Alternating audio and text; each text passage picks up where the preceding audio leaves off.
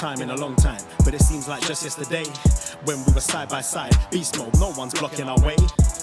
These other guys tried it, but them man ain't got the skills of Braden and Davey, brazen and raging, bringing you the thrills and spills. Right here in full gear, about to blow up like TNT. Us man are too sweet, Brady DVP, the BDElite. Right here in full gear, about to blow up like TNT. Us man are too sweet, Brady DVP, the BDElite.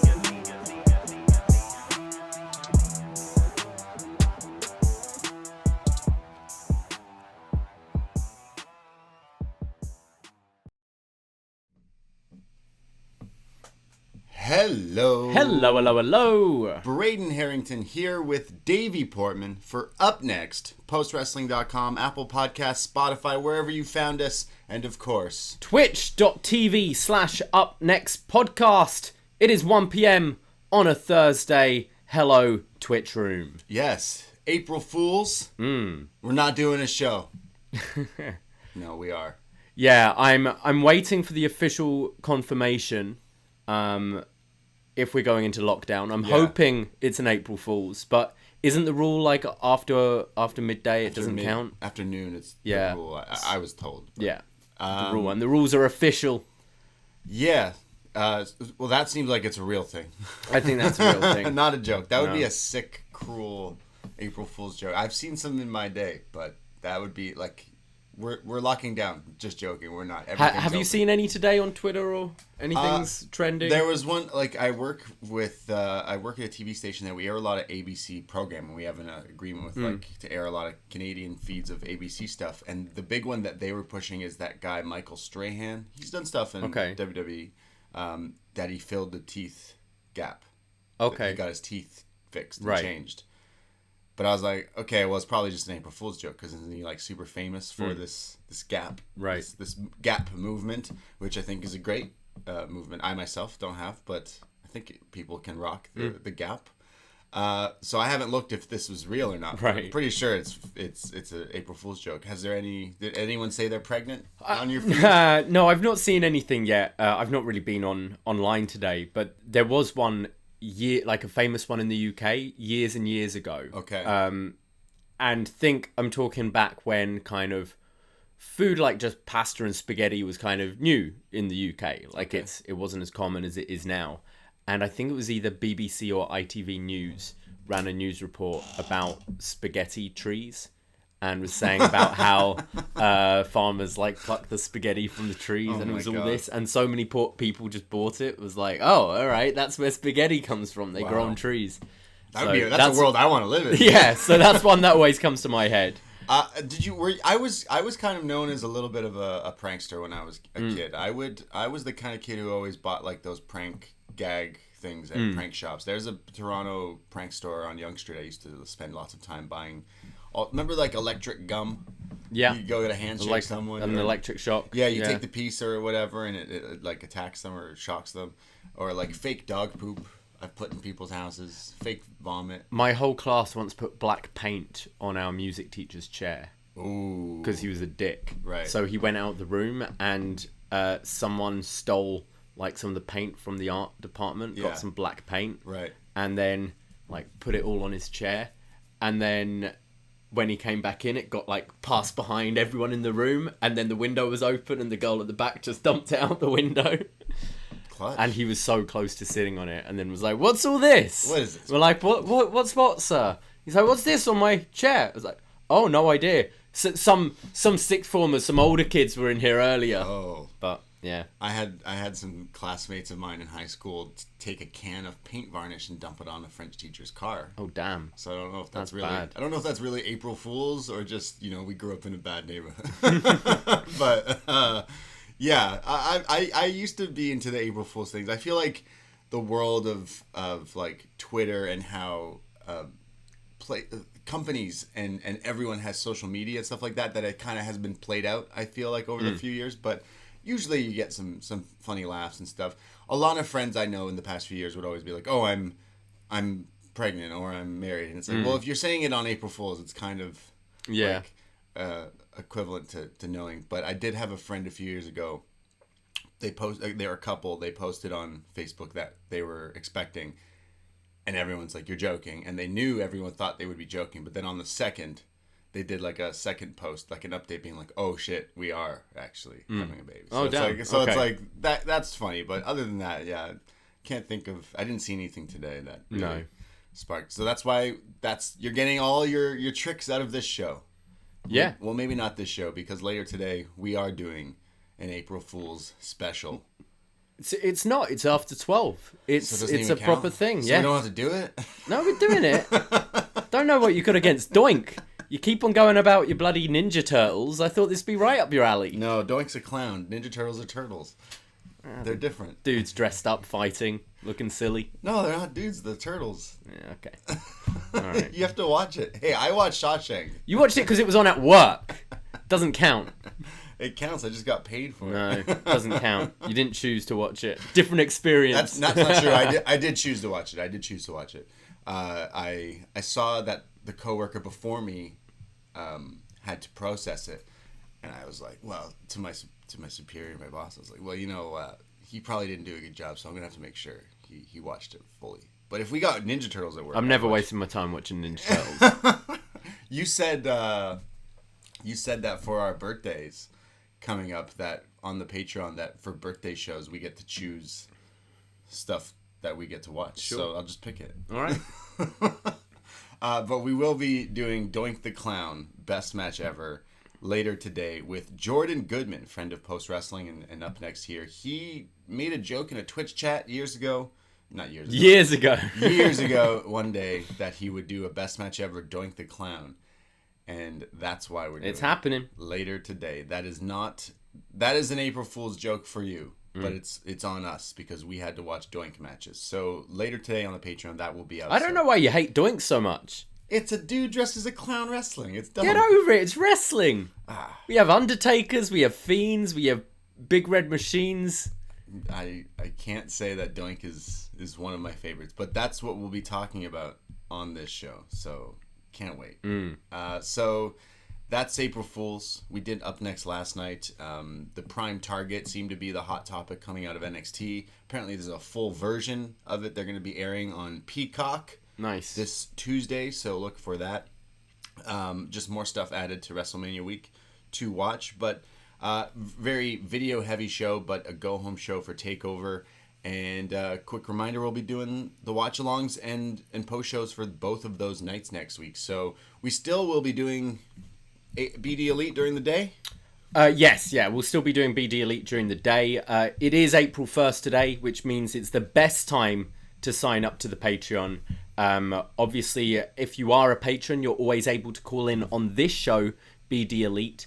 So sign up. You can call today. You can call next week in the midst of TakeOver and WrestleMania week. But so many shows coming up this month on the schedule. We're doing a best show stealers from WrestleMania in a best match ever. We talked last year about the best openers and main events. We're talking about the mid-show now and matches that stole the show. We're going to be doing our WrestleMania Night 1 and Night 2 tailgate, watch-along and post-show. And we have, of course, got Up Next Mania coming out on the 15th of April. Also, a load of films. We're going to be talking about The Outsiders from 1983. We're going to be talking about Mortal Kombat from 1995. We're going to be going across the pond to talk about Melbourne City Wrestling. And, of course, back to 2013 for Was Next. So much on the schedule. Check it out at Up Next Podcast on Twitter. Yeah, so many shows. We posted the schedule up there, all these shows that we're doing, and for only $5, North American tier gets you everything we do and everything we've ever done in that back catalog. So any show we've ever mentioned in the past is accessible when you subscribe and join the Patreon. So many podcasts, like we mentioned, we record so many a week, including Doink the Clown. We did a Was Next outside in our backyard this week and talked about dreams and lockdowns and wrestling.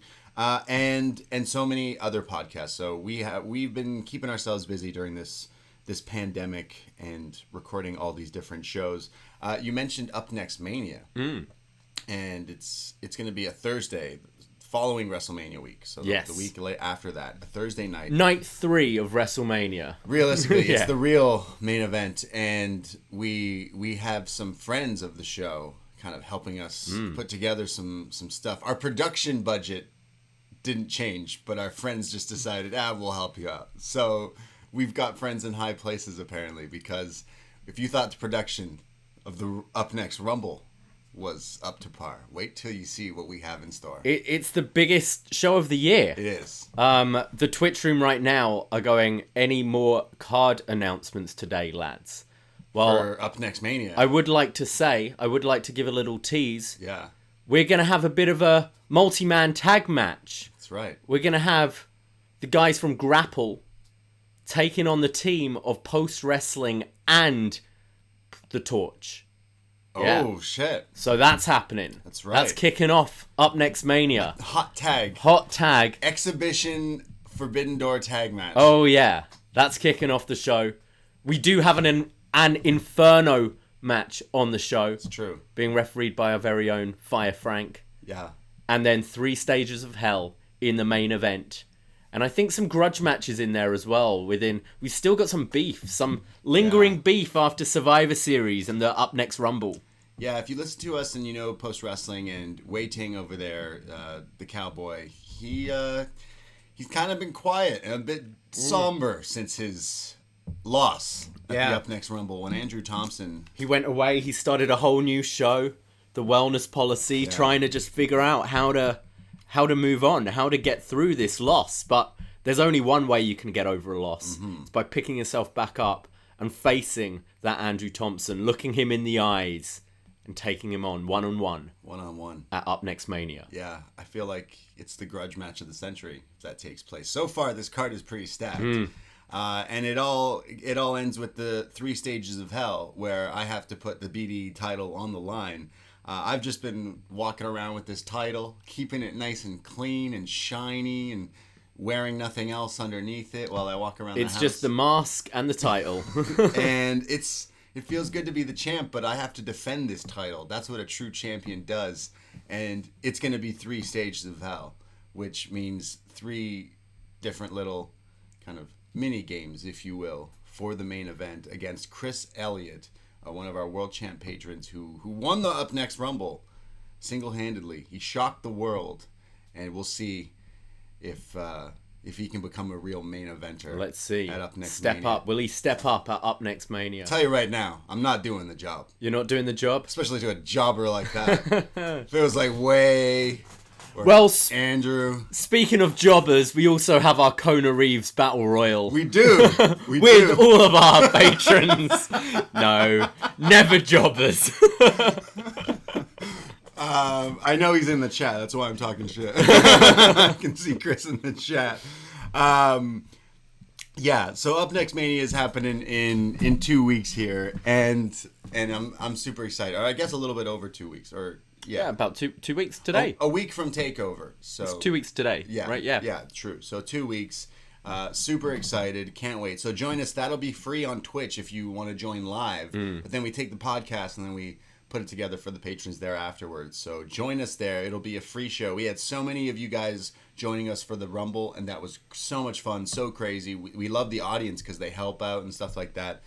We're asking to join in as well, and we have a friend of the show, Dickie Bird, world champ patron. He's been helping out. No, he hasn't at all. He hasn't at all? No, he hasn't been helping. Oh, okay, yeah. sorry. Yeah, sorry. Yeah. He hasn't been helping, but if he had, it would...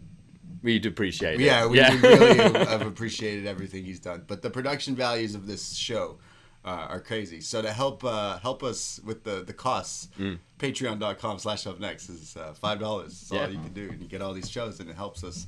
Because, like you said, there's a lockdown. You're not working again. You work like 2 shifts, and then they nah. So that was a bad idea. So we decided, why not move when we don't work a lot? Well, I don't have a job. It's great. So, that's why we've just been podcasting and doing so many things. I'm trying to look at the positives. At least I have time to move. Right. I made a bunch of money in 2 weeks. Yeah. And, but... So... Yeah. You can... Life is fun. Yeah, life is fun, and that's why we can watch wrestling and just check out once in a while. And that's what we kind of did with AEW last night. AEW from March 31st, 2021. I got spoiled last night on something. because someone tweeted me saying Braden's losing his mind. And anytime someone tweets me that on a Wednesday night, it's because they're watching the other show that I'm not watching. And I go, fuck. Yeah, I don't read tweets. Yeah. On a... But sometimes people are tweeting us about NXT, so I try to live tweet. Don't click on the note. Oh, right, I see. Right, like a lot of our listeners do watch NXT with us and then like live tweet and stuff like that, and so that's all gonna change. No spoilers. No spoilers when we move to Tuesdays and Wednesdays. So this show, BDElite, will continue live Wednesday nights. Yeah, that's in the old Up Next slot. That's right. 2 nights of BDE going forward. So Tuesdays we'll be doing NXT, and then Wednesdays AEW, and both shows free on this very podcast feed. Yes. So many things. Yes. Great time. A lot. Great stuff. Before we go into it, yeah, I feel hungover today. Right. Do you? Yeah, we didn't even drink. I haven't drank for like 3 months, and I just feel gross today. We made a big mistake. Yeah. We got a pizza. We did, from 7-Eleven. It was the biggest mistake of our lives. It was good. We did play an April Fool's joke on ourselves. Yeah, I feel horrendous today. I woke the up. The place smells like shit as well. Like, thank God we're moving. I thought Braden just like pooed himself. And I thought you did. And he was like, "Did you poo yourself?" I'm like, "No, I thought you pooed yourself." Like, what is going on with this place? They're like, "We know you're moving. Let's just do construction all the time and have the place stink of shit." It's either someone is playing an April Fool's prank and put a bag of dog poop on our front porch and lit it on fire or something. Yeah. Or it's haunted, because we always thought it's haunted. And in some scary movies, like if you smell bad smells, it means ghosts. Yeah. Just leaving farts. Doing ghost poos. Because I am currently sitting in our haunted chair. Yeah. So I mean, they could be some sort of signal, some sort of sign like "get out." Maybe we're leaving. Maybe they don't want us. They don't want us to leave. Yeah. That could be it too. Yeah, I woke up and like you said, we weren't even drinking or anything, but I just was like so groggy and tired, and I was like, all right, I'm like gonna force myself to start my day, and it just like felt like I was just lagging behind. Like we stayed up late, but we normally do. Yeah. Anyway, but yeah, I feel grim today. Just putting it out there. So the show's gonna be a more low energy kind of show. I'm trying. I've got my buble. Buble? My buble. You said the other day, you're like, why does Coca-Cola do commercials? Why do they need to get celebrities in their commercials, these big name products? And then right now you just quoted Michael Bublé. Bublé needs commercials. Yeah, you mean bubbly. Bubbly, yeah.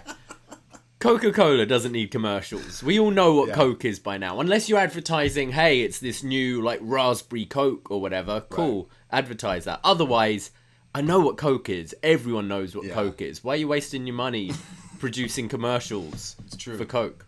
They could, and a lot of theirs is like they do the Christmas ones. That's what the people expect. So like the rest of the year. But it's literally out of tradition why they do that. And that's an expensive tradition to have. Same with Super Bowl commercials. Yeah. It's like we have to have the Super Bowl spot. It's like, why?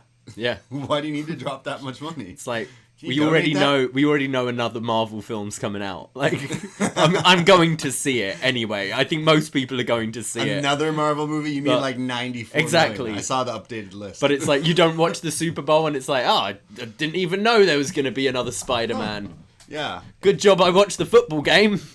We kind of briefly talked about trailers. I miss the world of trailers before like the internet kind of really popped off. Before like YouTube was the trailer capital of the world. Meaning you would have to go to a movie to see a trailer that was exciting. Come out. And that was such an exciting thing. Where now it's trailer drops are the thing. Like, hey, tomorrow you're going to get the 10-second trailer for the trailer that's actually a teaser for the trailer of the movie. And sometimes they'd go, hey, this trailer is going to be playing before this film. So you're like, it's like, oh, they're premiering this trailer then. Missed that. I mean, I miss going to the movies in general. Yeah. But me too. I feel like that was a big thing. But I'm obsessed with watching trailers. I like watching trailers on YouTube. They're fun.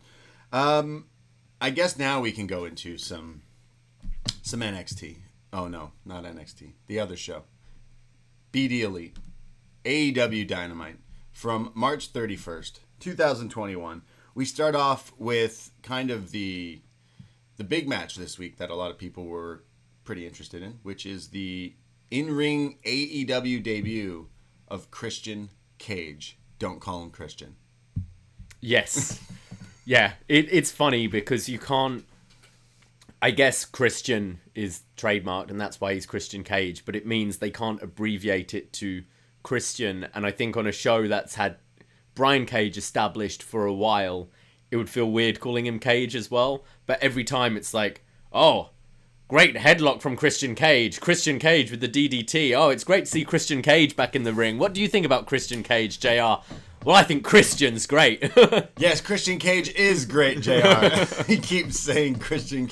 You know, like when you call a match, they'd be like, and Christian jumps down, and then there go every time it's got to be Christian Cage. I don't blame JR. Even when I'm writing my notes, I try to make a variation. Like here we've got Frankie Kazarian. I'll put Frankie. I'll put Kaz. I'll put Kazarian. Frankie? You know, just to shake it up. But every time it's great work from Christian Cage. It's because they have to call him Christian Cage, which is such a weird thing. But yes, Christian Cage going up against Frankie Kazarian. It's Cage versus Kaz. Last week, Kaz kind of challenged him to this match, and these two TNA legends are going to go at it here. A lot of mat wrestling to start, and then Kaz kind of taken on the heel role here. I mean, because he did challenge him to the match, and kind of taunts Christian, like holding the ropes for him, like, oh yeah, I'm in charge of this match, essentially. He eventually dumps Cage to the outside, with like pretty nasty bump, and then like the guillotine leg drop in there, and then like the guillotine submission hold. There's neck breakers, some back suplexes. Christian comes back though with a tornado DDT, his vintage like slaps and his flying reverse uppercut, his reverse DDT. Then there's like the crossface chicken wing from Kaz, which I believe has kind of been one of his new finishing moves he's been using. Thank you, John Cena, shot in the dark. And there's like back and forth counters and inside cradles. There's this headbutt off the top from Frankie, and then he hits the flux capacitor, but it's a kick out. Christian Cage keeps going for the kill switch. Like every time, he keeps trying to get it, but Frankie keeps countering it. Christian eventually misses a frog splash, but eventually then hits a second one, and I love a good Christian frog splash. That sounds like a good Christian boy, a good Christian frog splash. I love a good old traditional Christian A good old splash. Christian frog splash means no flips. It's just a splash. But then Christian does hit the kill switch, flip the switch, the unprettier, the impaler, whatever. Christian Cage pins Kaz. Yeah, I really enjoyed this. I thought Christian Cage looked great here. I thought Kaz was a perfect first opponent. You know, someone who's been racking up the wins on Dark, so it doesn't mean nothing going over Kaz. But also someone Christian's pretty familiar with from the TNA days, and someone who maybe, like, if you put him in there right away with someone like a Kenny or a Phoenix or someone, the pace is so much different from what he was perhaps used to working. So I think having someone who will push him, will work a fast pace, but a bit more familiarity, I thought was a good first opponent. I really enjoyed this. I thought Christian Cage looked great. Yeah, I really like this match. It kind of started off, it felt like a classic WWE match where it's like they're at this like slower pace, and JR and Excalibur were like, oh, he's wrestling differently because he's older. This guy's 47 years old. They're like, yeah, they're trying to say he's slowed down, but not really though. I mentioned he's doing splashes, he's doing all the stuff he did before. So I thought this was really good. It definitely picked up for me with the back and forth. We all knew Christian was going to beat him. Yeah, I enjoyed Kaz here though. I liked how he was leaning into the heel stuff and being a little kind of condescending to him with him holding the ropes. I thought the kill switch looked great as well. Just spiked him with this one. Yeah, that was one of the better. That move is so like hit and miss. Yeah, so many people. It looks bad when other wrestlers do it. Christian definitely is the best one to do it. I mean, it's his move. Unprettier, impaler, but some of the like it'd be so easy to counter this move. All you just do is just move push. Either you push. You got to really lock those arms in tight, and that's the thing. So often it just looks really weak, like spinning round where you just need it tight. No, I do love. I like doing it to people. The Unprettier? Yeah. You could probably murder someone. Yeah. Like face first, getting dropped on the sidewalk with that move, probably would. I'll say, good job, they're locking me down. Yeah. So you're just gonna wrestle people. It's just you. You're just gonna fight me. Yeah. To be fair, you always say that if you would be a wrestler, you'd be Christian.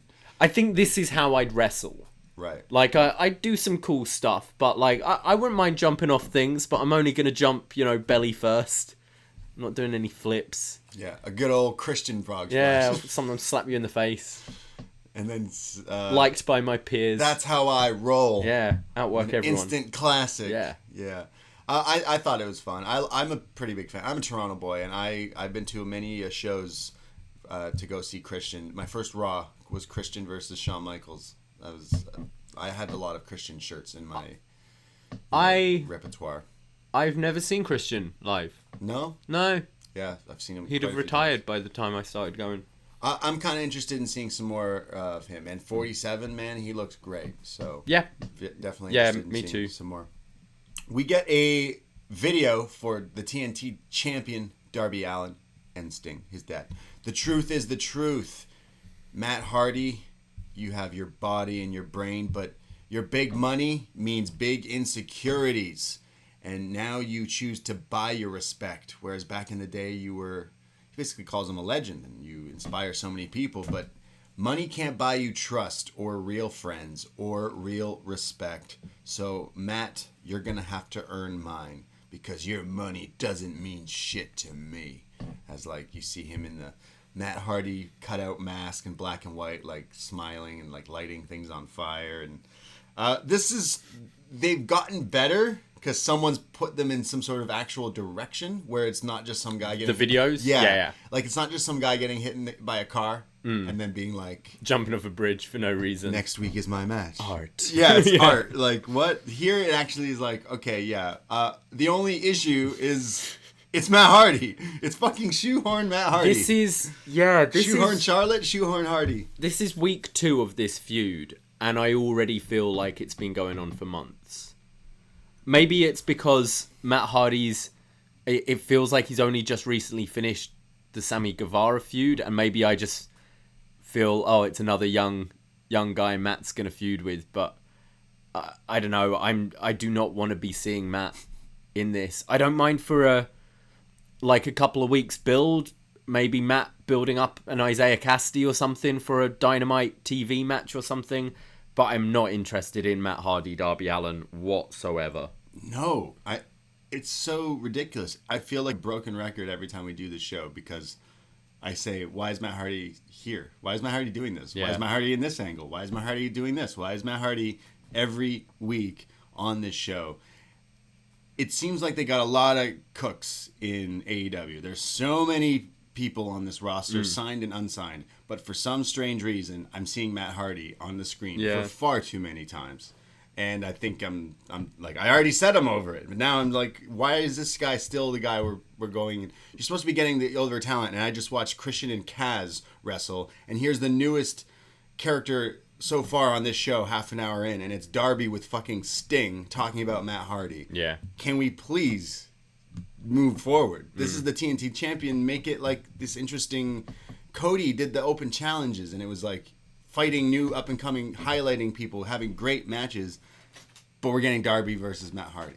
Yeah, and I feel this is going to be a long feud because I feel you're going to have Darby probably working his way through his clients before facing Matt Hardy. It doesn't interest me at all. I think when they first introduced Money Matt, I was kind of curious because I saw it more as a managerial role to put other people over, but that doesn't seem to be the case. He's been the focus throughout this whole thing. Very strange. But the video was cool. They're better than what they were before. But yeah, so... but Darby does have a match next week that's not Matt Hardy, which I am super more interested in. Yeah, me too. Maybe we'll talk about it later. We get a video from Jade. She says, Velvet, bitch. She likes calling people bitches. Before I got here, I saw you were shook that I was coming because I have it all. I walk like money, look like money. I made that money. So go on a treadmill, lift those weights, talk that shit, but nobody can be me because I am that woman. I am that bitch. I think Jade has actually been sounding really good. I wasn't a fan of that initial promo she did with Cody, but I think since then she just has star written all over her for me. And I thought this was good, and I've been enjoying the feud with Red Velvet. Yeah, Jade just looks. She says she looks like money. She does. She looks like she kills somebody. She looks like a superstar. So I'm interested in seeing maybe this one-on-one match eventually. Jade and like this big rematch. It's what they're building to. Yeah. We go to QT Marshall versus Cody. You wouldn't know that unless you watched last week because QT doesn't get an entrance, but Cody does. The Snoop Dogg remix still. I really liked how commentary kind of brought attention to this. Like JR seemed a little bit pissed off by it and he's like, oh, and look at Cody coming out with all his fanfare and QT doesn't even get an entrance. Like I'd be mad too if I was QT. So this is the Nightmare family facing off. So ringside here is all of the Nightmare family. Yeah. All 33. They're calling it an exhibition match. Yeah, unsanctioned exhibition. Unsanctioned. I think the word unsanctioned here is just to say it's not going on the records. Right. Like this is just like fun. It's just kind of spying. And that's what they're going for here. This is a friendly competition because they're best friends, but QT wanted this match because he's like tired of being called Cody's friend and wants to prove to Cody like, hey, you're taking all this. I help you. I scratch your back, but you're kind of not scratching mine. So this is why this is happening. So like I mentioned, like the Gun Club, all these people that QT, Dustin is there, Cody, Arn Anderson is the special referee in here. Not only the enforcer, but the ref. So it's Cody versus QT, and they start off very old school, classic technical wrestling here. And it's Cody kind of being like patronizing. A dick? Yeah, he's like, he claps every time QT does something like, oh, you did, yeah, look at you, you're good, man, you're so good. And QT's like, dude, I'm just trying to wrestle you. He keeps, like in his promo last week, he was saying that he doesn't want to hurt him, so he's not going to do the figure four or the crossroads or anything. And throughout, he like teases a stomp to the head. Yeah. But again, it's like QT Marshall's a veteran, and that's so patronizing. Yeah. So they're doing great, like back and forth technical wrestling here. Very impressive. I think both these guys are obviously great actual wrestlers. But like you mentioned, doesn't want to boot him in the face, so he doesn't. And then QT shoves him, and he's kind of like, come on, bring it. So Cody does the drop down gold dust, like uppercut slap thing to the jaw. There's then QT who finally gets pissed off and starts working the shoulder and the arm. And we know that Cody's been kind of fighting off this injury. And now all the Nightmare family on the outside are like, hey, like this is just exhibition. Come on. Like you hear the Gun Club like yelling at him. Like, what are you fucking doing? Like, stop. It's just wrestling. You don't need to hurt him. He's your buddy. But Cody comes back with like this Davey Boy kind of power slam for a near fall. Goes for the figure four. So he's doing the Terry Funk spinning toe hold. But then he doesn't lock in the figure four because he said last week, like, I won't be able to do it. It's my friend. So he doesn't do it. So goes for the crossroads. Doesn't do it. So QT gets to his feet and just slaps Cody, like wallops him. And this pisses Cody off. Cody somehow ends up on the outside with QT as they're wrestling. QT goes back into the ring in a swerve that I did not see coming. QT Marshall nails Arn Anderson with a right hook here, knocking him out, beating him down. The Nightmare family rush the ring, all these guys, to check on Arn, and QT walks up the entrance ramp, kind of looking like he's made a mistake. What did I do? He's kind of like, I shouldn't have done that. I went a little too far there. We've all been there. And QT's like, as everyone's checking on Arn, and it cuts to Cody in the ring checking on Arn, like, what are you doing? Some of the members of the Nightmare family seem to have a plan in place as they all simultaneously turn on the Nightmare family. Yeah, so Cody gets taken out. Big Lee Johnson's taken out here. So the guys that kind of, while all this is happening, it's QT almost like he's not looking. And then kind of turns over and has this smirk like, did he plan this? Or you kind of leaves you to think, obviously he did. But who are these minions? So it was Nick Camarado, who's the big guy with the big hair. Crazy looking. You've got Aaron Solo, who's been wrestling on Dark a lot. And you've got Anthony Ogogo, who for me is the most interesting one. He was a bronze medalist boxer from the UK Olympic, but not just the Olympics, the 2012 London Olympics. Ooh, So right. anyone who kind of did well in that London Olympics were very much embraced. Like, they were on like BBC, on sports shows a lot. So Anthony Ogogo is a pretty big name, and I think by all accounts the kind of viewership's been pretty good on ITV, considering the wacky times it's on.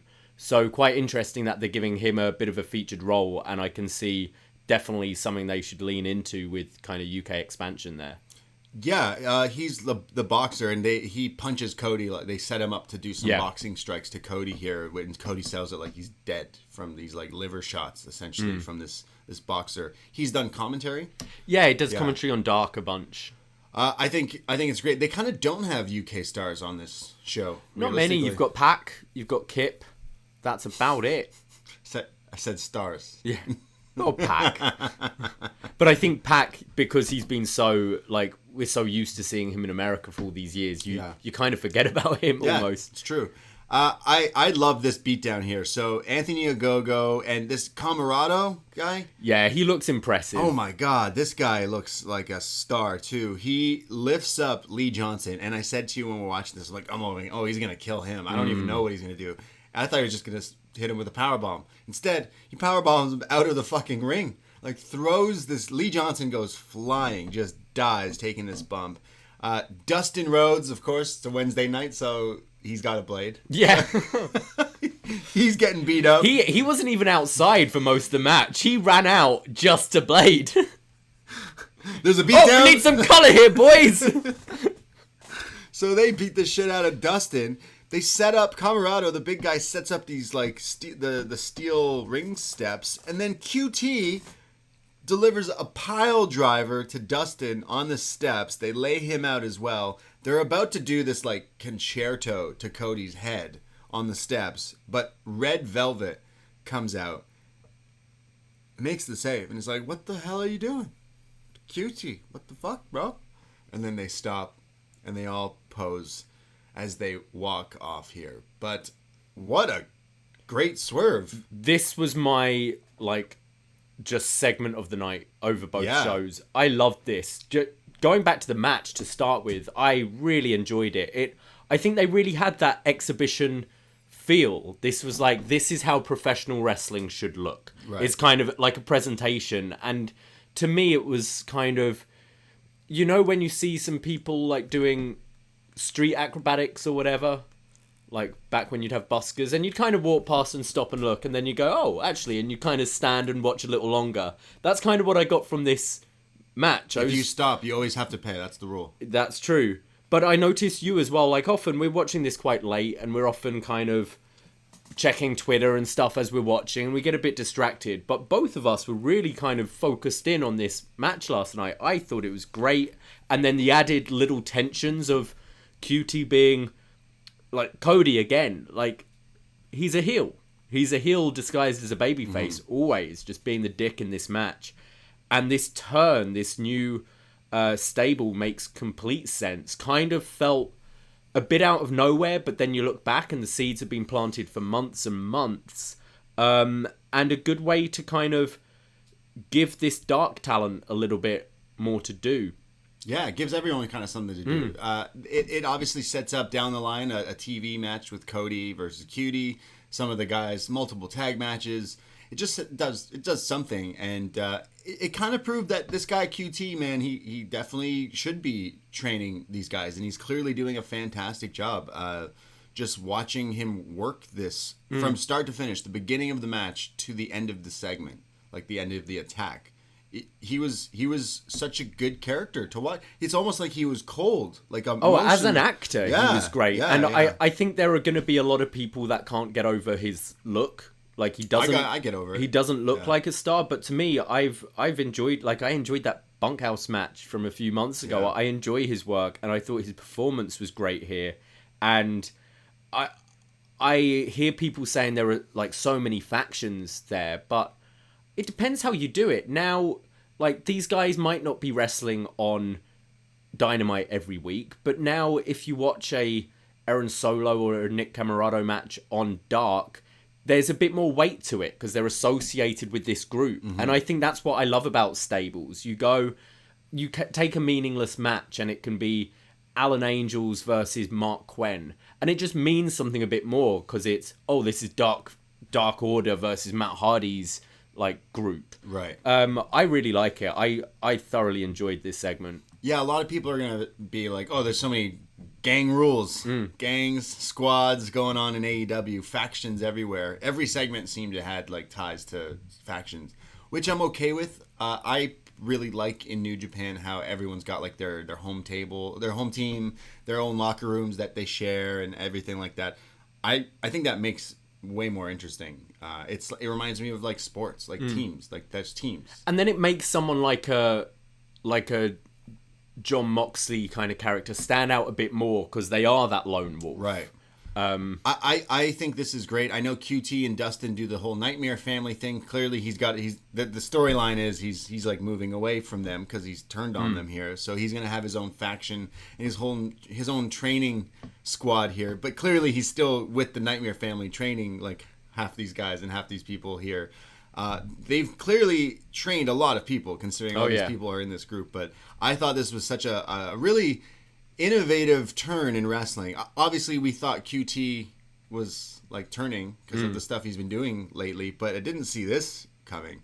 I thought he hit Arn and then he walks off, and then it just leads to. And then it'll be like, he didn't mean to, and we drag it on. Yeah. No, I like they pulled the trigger. Yeah. Instead, his boys like just attacked like wolves. I am very interested in seeing this, and I like the whole aspect of different teams and stables and factions, and I guess we're calling them the U.S. Marshals. Oh, I was going to say Marshals has turned into winners. Not yet. Not yet. Marshals into winners. I do also wonder, Tony Khan has been quite open about like growing up as a kid, and he'd do all these fantasy bookings and would have notebooks and notebooks full of like fantasy bookings. And he said like a lot of these like factions and things have come from that. I wonder if we might actually build to some kind of faction pay-per-view right at some point where like you have, because you've got all these things, and I think you could do like their sort of answer to Survivor Series almost, and I think there would be a bit more weight to it because they do take care over these stables. Blood and Guts, Stadium Stampede.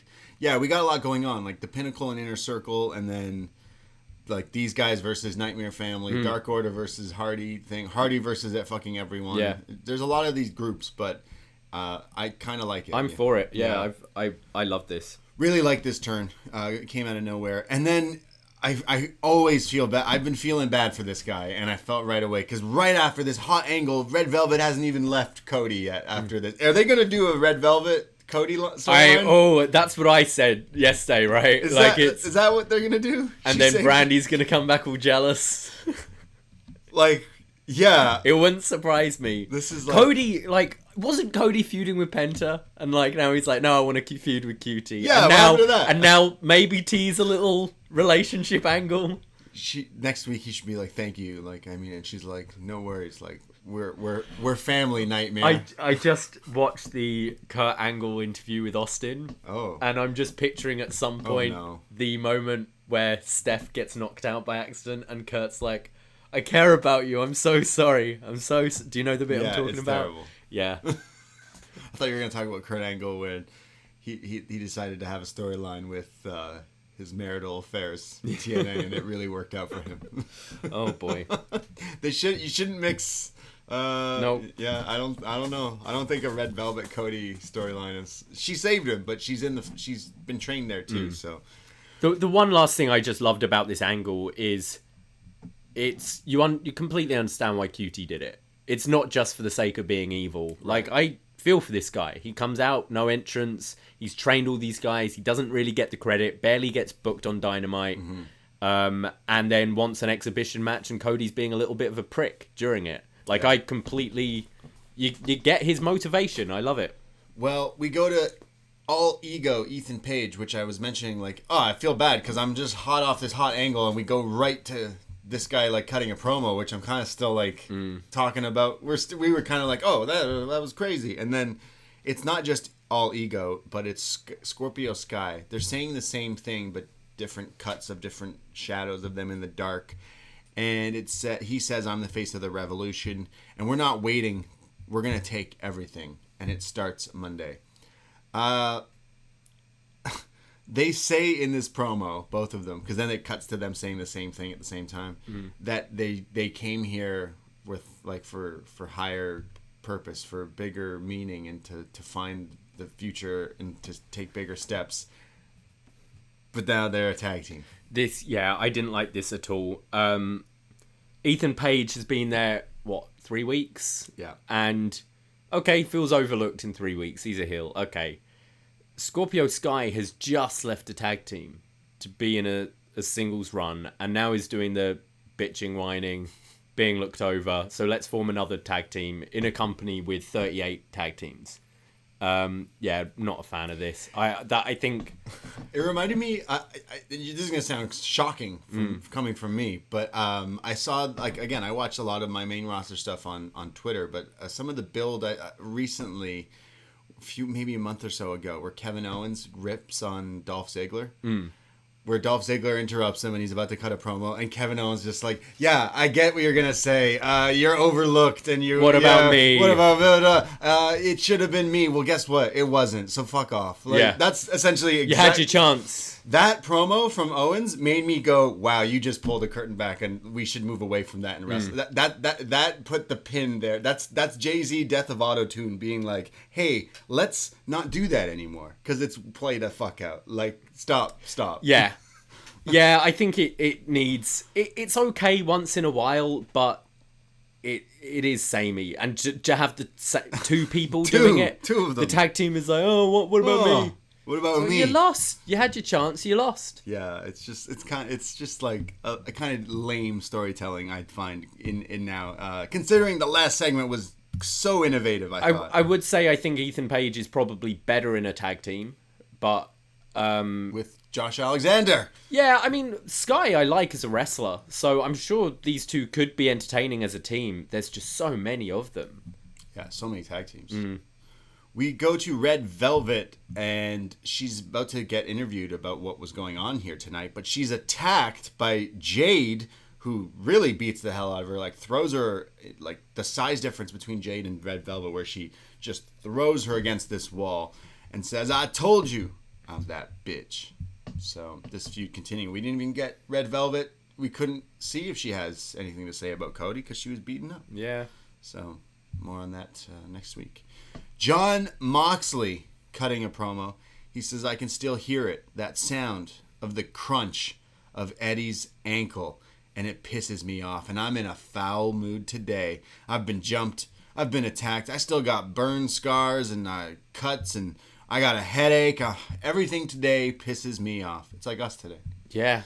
I'm hurting right now. And he says, well, now I got to go up against Cesar Bononi, the guy who's 6'5" and looks like a Baywatch lifeguard. And it's not if, but when I kill him tonight, I'm going to drop him on his head and he's getting choked out. So he's basically giving us a spoiler because that's what happens. That's what's going to happen. Moxley versus Cesar Bononi. That's right. NXT superstar Cesar Bononi. He comes out here. I did see something. I know this guy's been doing a lot of stuff on social media, so I'm happy to kind of see him get like some stuff on Dark. I know he's got some personal things that were happening, I think, with him and his family. So I'm hoping all the good vibes towards this guy, and I'm happy that for Cesar Bononi. Yeah. Okay. I'm not too familiar on the situation, but I did see some traction. I was like, okay, like I'm happy that they're like, hey, well, we'll put you on TV and help you out in a way here. Nice. And I saw something mentioned about his trunks that he was wearing as well, something to do with like Brazilian / like Portuguese freedom essentially here, meaning he got a lot of people asking about what he was wearing. But he gets beat up by Moxley here, who puts him down with some strikes and then a single leg crab. But Cesar Bononi is in a group, another faction, more gangs here. It's Cesar Bononi, the Hollywood hunk Ziggler Jr., don't look him over, and the chunk, J.D. Drake. What a strange pair. And Peter Avalon. I don't think he's in the group. They kind of like. Oh, did they kick him out? I don't know if they just decided to form a group with him as a leader and then went, we don't need him. It's such a mishmash, but sure, why not? It feels more of a mishmash without Pretty Peter, but like I don't know. Yeah, yeah. I don't know. It's weird. It's So, very weird. JD Drake is ringside and like gets involved, sweeps the leg. I would much rather see Moxley versus JD Drake. Oh, yeah. We don't sleep on JD Drake. There's some knee strikes. Caesar gets some strikes in as well. Moxley though hits him with a German suplex. Nimeth comes in and gets involved, but gets hit with the Death Rider. Someone's getting dropped on their head. That happens. Moxley puts Benoni in the rear naked choke, and he is out. And yeah, I quite like the setup to the rear naked choke. It was Cesar Bononi going for his like pump handle slam, and when he got him on the shoulders, Mox was able to slip right into the choke and be on his back. I thought it was quite creative. This was fine. I mean, it's just a big win for Moxley. Obviously, Benoni not too established, but is physically impressive. I thought Benoni was okay in some of the stuff he did. Not the most exciting match on the card, but yeah. it was a squash. Yeah. They announced that JD Drake's going to be facing Darby Allin next week for the TNT title. Yes. So that sounds pretty good. Yeah, I've liked JD Drake from what I've seen on Evolve. I kind of hope you give him a little promo before this as well, because he's been a good talker. This could surprise. I'm seeing in the chat, thank you, Rishi, from Toronto in the Twitch chat, who's mentioning the Cesar Bononi thing. Something about, I think his wife needed a transplant for something. So, Wow. yeah, again, Okay. only the good vibes towards Mr. Bononi here. So I'm happy that they put him on TV and kind of let people maybe be aware. They check him out and then they see kind of the stuff. But go support Wow. this guy. Crazy. I do say, wrestling fans, we're very jaded, we're very mean, and we're very critical, and we judge and we joke a lot and stuff like that. But when wrestlers in like the wrestling community, especially like the Twitterverse, they come together for people like sure. they definitely are. We're all like a big weird family, right? As soon as you meet someone and you realize you're a wrestling fan, it's like you're in our own faction, our own stable, essentially. So it's always happy to see things like that. We have Team Taz backstage. All of them are hanging out here. And right away, Taz is talking, but Ricky Starks interrupts him and says, "We're fine. We're like the old team, right, Taz? We're the way we used to be." And, well, to be fair, Brian Cage, I'd like to hear what your thoughts are on Team Taz right now. And Brian Cage gets up and says, "Well, you should have tagged me in sooner the last time we've been fighting, because I would put the match to bed way quicker." And kind of just like blowing off these guys. He's clearly still pissed. Yeah, he's mad at them. So Team Taz still has some problems in this other team and faction here in AEW. Yes. I will say we make fun of Cage a lot. I think this week and last week he sounded good. I don't know if he's been practicing or whatever, but he doesn't sound as... Brian Cage? Yeah, robotic or awkward as he has. I mean, they often only give him like 2 or 3 words to say. Who better? But I thought he sounded fine here, and Ricky Starks is always just entertaining. You want to see him get smacked in the face. Yeah, I want to see this match. Yeah. Cage versus Ricky. I think could be good. You mentioned Brian Cage has been getting better at his promos. You know something I didn't know he was good at? What's that? I learned from being the elite. Oh. Kick flips. What's that? Skateboard tricks. Oh, yeah. Brian Cage. So, Tony Hawk, I think it's Birdhouse, they sent AEW like a shit. Everyone got skateboards. Every wrestler got a skateboard. Like hundreds of skateboards. They keep getting boxes of them, but you have to put them together yourselves. Right. So it really shows if you're like a true skateboarder, you'll put it. No, You'll take this board and do it. So all these wrestlers now are hanging around backstage like skateboarding, which I don't think is super safe. If I was Tony Khan, I'd be like, maybe not. See injuries. But someone started filming, like, Darby was hanging around backstage and stuff. But then Brian Cage goes on the skateboard. And he's doing this all over Twitter and stuff. And yeah? He's doing kickflip. And, like, Brian Cage is He's a big guy, yeah. I don't know how he doesn't break these skateboards in half when he's doing it. But I was pretty impressed. I was like, oh, hey, I didn't expect that. So Brian Cage also getting better at his skateboarding moves. Trying to see if I can find it. Got to create a Brian Cage... create a wrestler in Tony Hawk. Yeah. You can probably create guys in Tony Hawk. In Tony Hawk I haven't played 4, it for a while. Need to put it back on. I made Hillary Duff in my old Tony Hawk All right. game. Yeah. Liz McGuire. her finisher was finisher. Her special skateboard move was when you grind, she pulls out a guitar and sings. Oh, nice. I also had the Oh, I Mando. can see it now. You can see Brian Cage doing kickflips. Yeah. Good for him. Yeah. Shout out Brian Cage. Biggest. He's gonna become the biggest. Matt Jackson's there, like, whoa, what the fuck, Yeah. this guy? If this is WWE, Vince saw you doing that. Your new gimmick. You're a skateboarder. He's the skateboarder. Sorry, Darby. This guy's bigger and can do it as well. So this whole time, Cage is feuding with Darby when realistically they're probably best friends. Maybe, yeah. We go to the Pinnacle.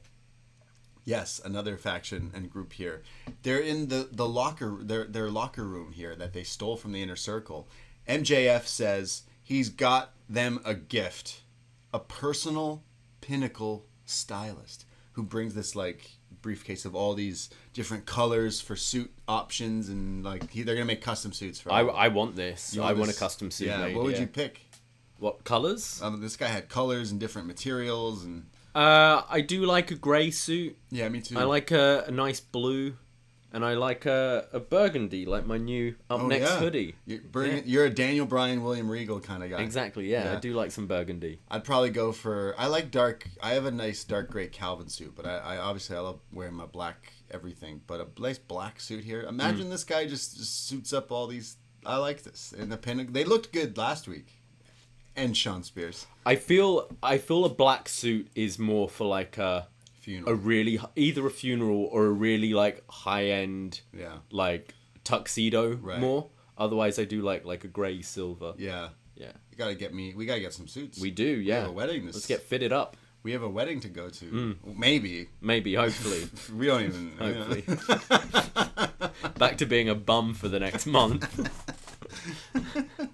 Show up to a wedding in our Up Next hoodies. Yeah. Would be great. So the suit guy is here with the Pinnacle, and MJF's like, and don't worry, I'm gonna change this room here. It's a dump. Don't worry, I'm gonna have a guy knock down some walls and open it up, and I'm gonna start with this washroom. And he opens the door to the washroom, but when he opens the door, it's the Inner Circle. Yes, Chris Jericho and Proud and Powerful. He closes the door and says, we got to get out of here. Turns around. And the other door, it's Hager. And Sammy. So now it's an all-out brawl in this locker room. I was getting the Simpsons vibes with Sideshow Bob on the boat. Yeah, that's exactly. With Jake. Yeah, alligators one side. You got Proud and Powerful. You got the Piranhas. Jake Hager on the other. Everywhere he goes. It'll probably be the other way around, actually. But yeah. So now it's an all-out brawl. Pinnacle versus Inner Circle fighting in this dressing room. Sammy beats the shit out of Sean Spears, who beat the hell out of Sammy. He kicked his head through the chair. So Sammy hits him with a go to hell, the like torture rack into the knee. But sends Sean like through a door at one point here. Looked great. Cuts to Hager and Wardlow. They're fighting through like a hallway now. There's these like massage tables set up and like these trainers and doctors where Hager just like spine busters Wardlow through this massage table. It cuts to them now like fighting through like this outside area with Proud and Powerful and FTR. Dax somehow is just bleeding. Yeah. Like a lot of blood. He had to get a lot of stitches for this shot. Do you think this was Hardway, like an accident? I guess, because I think so, because like it was on the back of his head, wasn't it? Yeah, his stitches the photos he posted did not look like it was like a blade. Yeah, it looks pretty serious. So the commentary here is pretty hectic because they're like, hey, we're trying our best to get all this action on. We didn't expect this to happen. Again, this was a taped show from last Thursday, I believe. So it's like this is heavily edited. I liked it, I like though. this, I thought it felt... the way it was shot kind of reminded me of The Raid. It's a like movie. it was like tracking shots. Yeah. Like as Sammy and Spears were fighting, it was kind of like following them down the hallway. And even the momentum of the go to hell kind of continued pushing them further down the hallway. I thought it looked really cool. And I think this was a great brawl. I think some backstage brawls I'm a bit like meh about, but this was a cinematch. This was the Inner Circle reclaiming their territory. I thought they looked like badass baby faces now. I thought this was great. I really loved this. Proud and Powerful get these like chairs, they bust them into wooden stakes, and that's what they're cutting up. Oh, FTR, like making them bleed. The blood's everywhere. Dax is like, I'm already bleeding. Just leave me alone. There's this giant bucket, which I guess they were setting up to put like bottles of champagne in with ice. I thought it was a glass table, and when Santana or Ortiz like punch him through it, I thought he went through a glass table, and I screamed. Oh, the ice. And I was like, oh, it's ice. Going through the Pepsi fridge. Looked great. MJF and Jericho fighting it out. MJF gets thrown through the Pepsi machine, or the fridge, glass fridge there. Oh, he also gets a swirly. This is definitely. He does. Yeah, this is definitely. bog-washed. Yeah, Jericho delivers a swirly to MJF. A lot of wrestling fans were losing it here. Jericho puts MJF's head in the toilet. Fantastic. And then they kick them all out, and Jericho takes off the Pinnacle logo, puts back up the Inner Circle, and says, "This is our locker room," and shuts the door. Loved it. I thought this was great. Yeah, this reminded me of like a Cena match, but in more styles than I like. I wasn't too high on the Street Fight Sting thing that they had, because it was too hokey for me. This is just film it like a movie, but you do fighting. But also the way it was filmed, it felt like cameramen were running there trying to capture all the action, but it wasn't crazy cuts, it wasn't shaky cameras. It felt real, and I thought looked really cool. I really enjoy this. The only issue I have is I would have let that played out a bit more. You should have let them no show for a while. Have them dominate a bit more. Have maybe the skits of them in the dressing room a bit more. I agree. Because the only thing we've seen these guys do is do the attack, say they're the Pinnacle, and then had a tag team match where they barely could beat Flying Brian Jr. and Griff Garrison. I'm with you. I think this is probably going to be a stadium stampede at Double or Nothing. That's over a month away. There's still a lot of time to tell this story. I think you could have, this week had a bit more of the Pinnacle doing kind of Inner Circle stuff in the dressing room, and maybe in 2 weeks you could have done this. But overall, I enjoyed it. Yeah. I'm just with you. I think the timing was maybe early. They made Jericho look like a badass. Yeah. They made the whole Inner everyone. Circle. Everyone looked like such badasses. And I like everyone's got their partner. It's Jericho, MJF, it's Sammy Spears, it's Hager, Wardlow, it's Proud and Powerful, and FTR. You'd figure Sammy wants a piece of MJF. You would, yeah. You figure everyone... But Jericho's like, sorry, Sammy, he's mine. Next week, the Inner Circle are back. Like, they're going to cut a promo or something. Of a town hall who fights MGF. And I need an apology from the Inner Circle to Sammy. Yeah. Like, they need to go, the elephant in the room here is you were right and we were wrong. Yeah. Realistically. That's what I need. Because Sammy told them. He said Told them all along. Yeah. So next week, we'll see the Inner Circle back here. We go to the Young Bucks backstage with Alex Marvez, but they're interrupted by Don Callis. Nick walks off, but Don stops Matt and says, "Matt, look, you're Kenny Omega's best friend, and you broke Kenny's heart." Kenny chose AEW over New York, over Japan. He was super successful in Japan, but he chose to leave and come here, not because of the money, but because of you. He made this choice because of family, because of you, and you just leave Kenny bleeding in the ring like an animal? So why don't you go be cold somewhere else? Go count your money. And he slaps Matt Jackson, and Matt looks like he wants to hit him, but he doesn't. He just chills out. And Don says, "Yeah, you're pathetic. You make me sick." But Matt just doesn't do anything and lets Don kind of treat him this way. Damn. Yeah, Don Callis is fantastic in everything. I think he's so good. He's so slimy, so manipulative. Even here, how he's just like, "Nick, fuck off." Like, why was this just a Matt? Look, Nick, you're great, Nick, you're going to take away from the scene. Go do something else. Kenny doesn't like you as much as he likes Matt, so we need to talk to Matt here. Maybe they're like going off of the story here is, look, like Kenny is the draw anywhere. Impact puts Kenny on, people watch, but he chose to be here because you guys created this, and now you're leaving. But he's playing devil's advocate because Kenny left them hanging quite a few times now. So. And just selecting Matt, he's trying to drive a wedge between those two as well, because obviously the scene like off camera here will be Nick going, what did he say to you? What's happening? And then can have a bit of lack of trust there. But definitely this invisible hand, just he's an asshole. Yeah. Not very invisible, is he? Like, No. we see him being a dick, manipulating things every week. He was the invisible hand to Nick, because Nick didn't. Poor Nick. We know where Nick went now.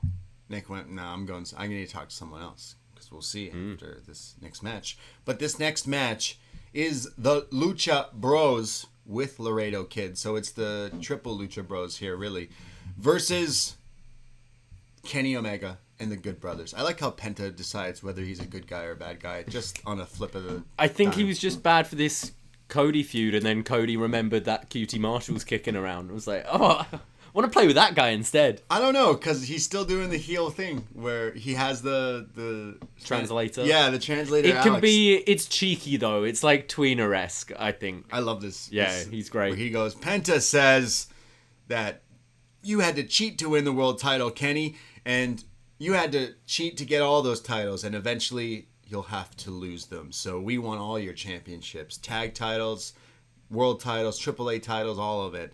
Zero miedo.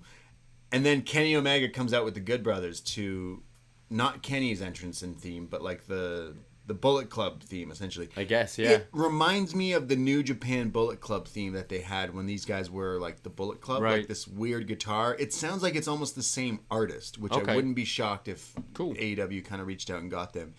But Kenny comes out with no titles, and I was like, that's weird. And then Don behind him, like chilling to the music with the AEW World Title, and oh look, it's the AAA Yeah. title. Yeah, I was surprised they haven't brought this title out earlier. We saw him in his match against Phoenix to kind of wind him up. Yeah.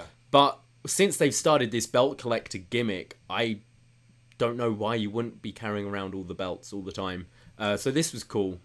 Callis bring them both Yeah. out. And I guess it's because Laredo Kid was there as well. It's the AAA Yeah, guy. he's taunting him again. Yeah. He's like, oh, I'm fighting you guys, AAA guys? Yeah, I'll wear the title out now because I'm the champ. And other times, I don't even care about it.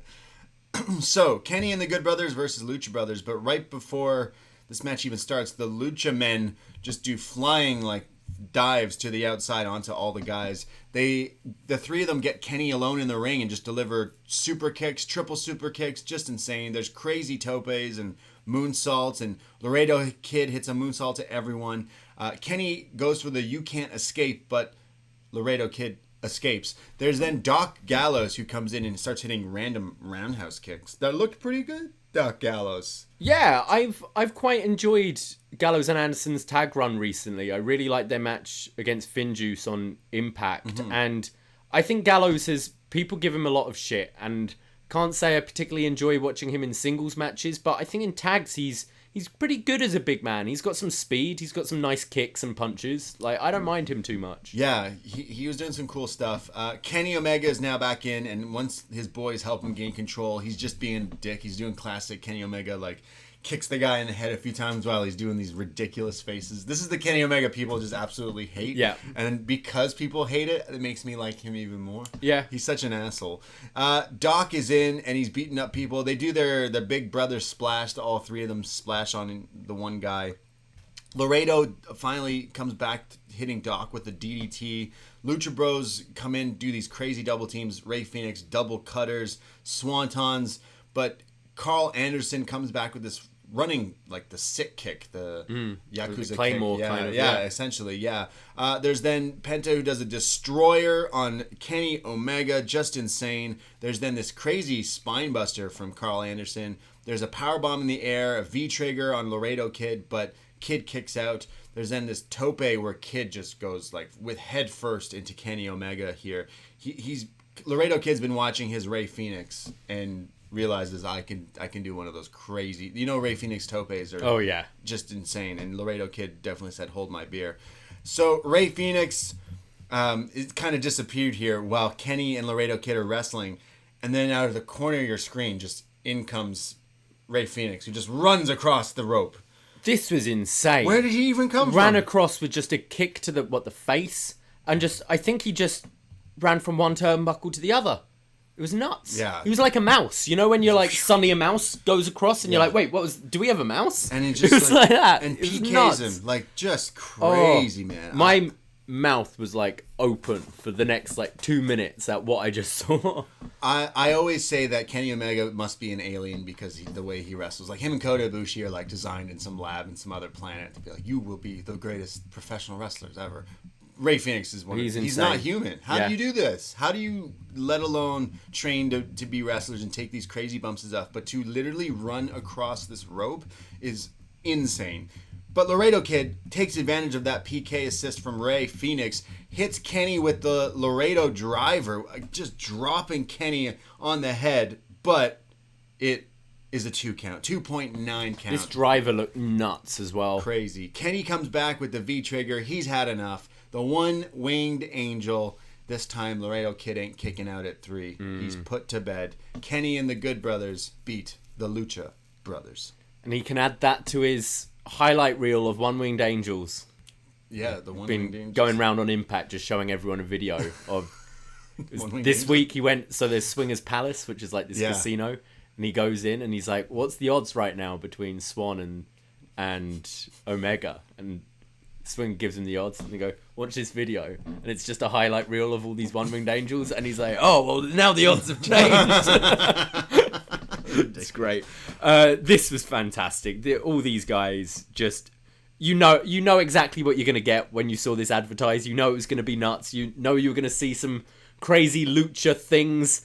I love this. I want to see more of Laredo Kid on AEW. Thoroughly enjoyed it. Yeah, he tweeted today saying, "Hey, thanks for everything, AEW. One day, hopefully, I'll be back." And people are like, yeah, can we do that? Can we have you? Yeah. Can we just have you?" Like, I don't know. I feel if they ever do introduce trios titles, Yeah. which I think maybe would be a good idea with the amount of tag teams they have there. Groups and stuff. I think he's definitely someone who could join the Lucha Bros. Yeah, I've said it a million times. Penta is my favorite character to watch in wrestling as of late, and this whole group of these lucha guys here, the Lucha Brothers, like they're insane. Like, and there's something to be said about Kenny Omega mixing up with these guys. I always say Kenny Omega is my favorite, and they must get along or love wrestling each other because it's literally like let's one up each other on what crazy shit. It reminds me of SNL, Chris Farley and Adam Sandler, two of the most funniest guys in the world at one point. Would always just do shows trying to outdo each other on the show. That's what I get when I watch any of these incarnations of Kenny and the Bucks and the Lucha Brothers and stuff. These 6-men matches they've been doing recently are always so enjoyable. And I loved it when they had that with The Shield. Just every week you just have a really hot 6-man tag. And they're delivering every single week with these guys. Yeah, this is like probably... it might be my match of the night because there's just so many crazy things. I enjoyed this show really, realistically, like kind of top to bottom, but I thought this was nuts. And the Good Brothers looking good. We don't give them enough rub there because they're always known as just the heavies. Stooges. But like, fuck, Carl Anderson can go, man. We are not done here though because after the match, it looks like they're gonna beat up the Lucha Bros, but Jon Moxley comes out on the entrance ramp. And he stares down, and it's Kenny basically like, yeah, it's just you. Come fight me and the Good Brothers. Like, I got my boys here. But out come some reinforcements. The Young Bucks come out to back up Jon Moxley. Yes, so Kenny's... Not beat up, but back up Jon Moxley. Yeah, so they're like, wait a second, what? So the Good Brothers and Kenny are kind of shocked, and the Bucks and Mox rush the ring and chase off Kenny and the Good Brothers.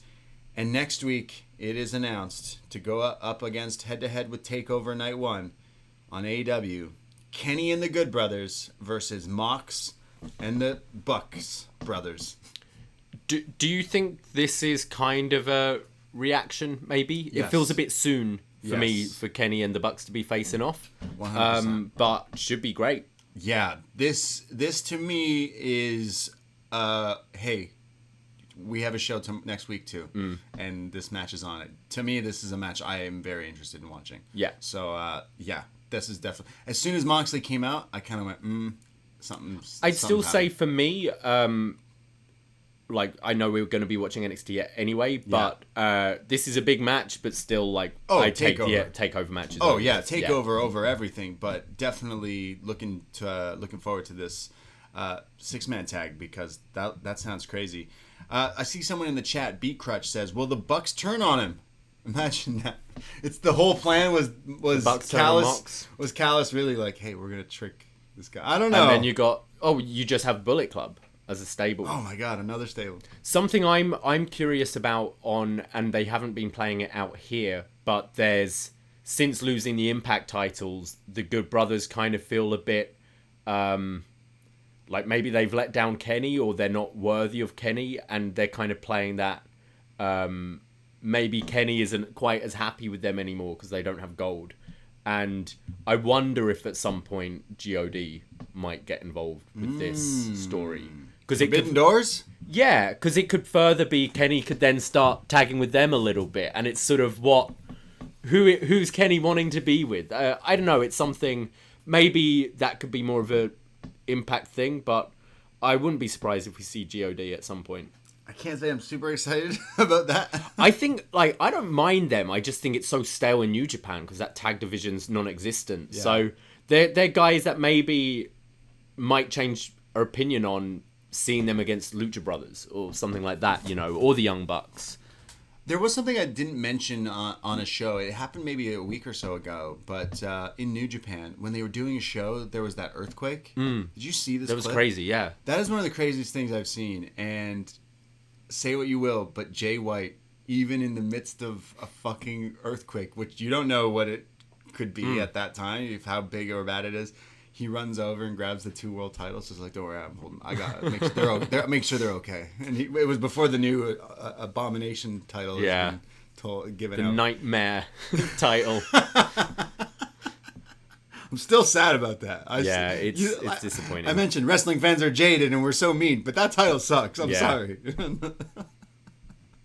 Could have had it all. So next week, Mox and the Bucks versus Kenny and the Good Brothers. That sounds nuts. We go to Britt Baker and Rebel. They have a little promo backstage here. And they mention that they're here to elevate. Elevation. I noticed Thunder Rosa, she's got to get her wins up because the biggest win of her career in that lights out match wasn't sanctioned. Therefore, it didn't happen. So Britt's like, yeah, you beat me. Unsanctioned match. Doesn't count. Numbers ain't on the board there, fam. She says it doesn't happen, so the legend will be here. Me, yours truly, DMD. So it looks like she's got her eyes set on elevation as well. Yeah, Britt's great. Yeah. Great promo. And it feels kind of weird that we're continuing this feud because I don't know how you top like a kind of death match sort of they had.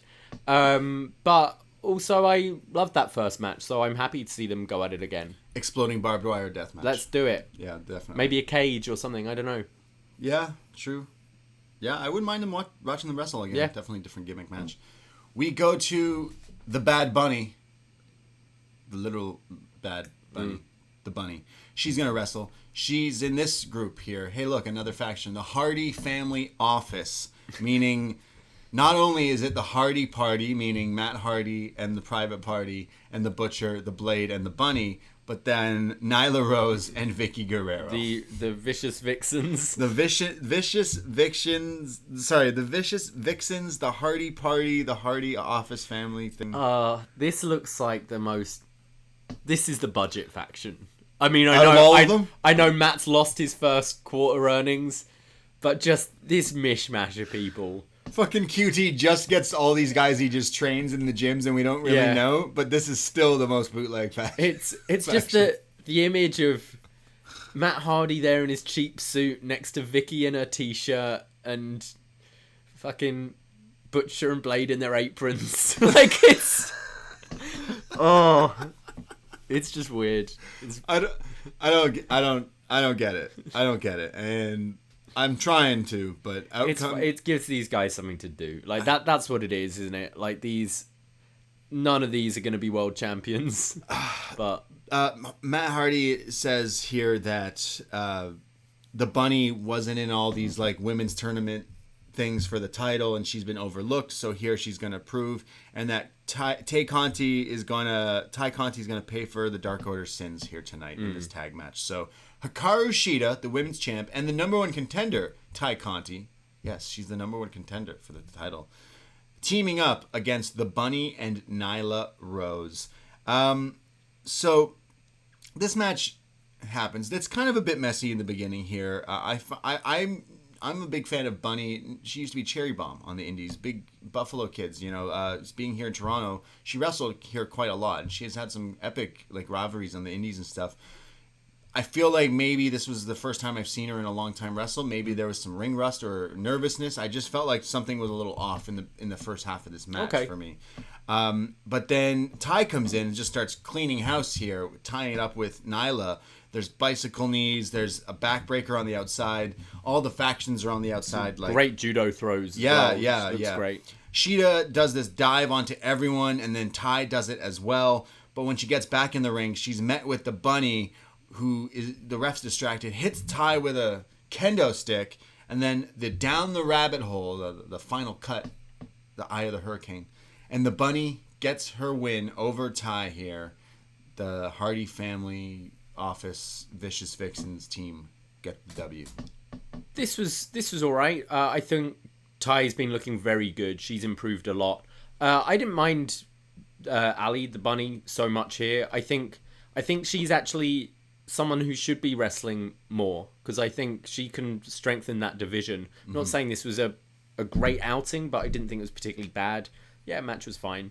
Yeah, I'm interested in seeing more of the Bunny, because I know Cherry Bomb here, Ali, she's a pretty good wrestler. And cool finish down the rabbit hole. Yep. Creative name too for the Bunny.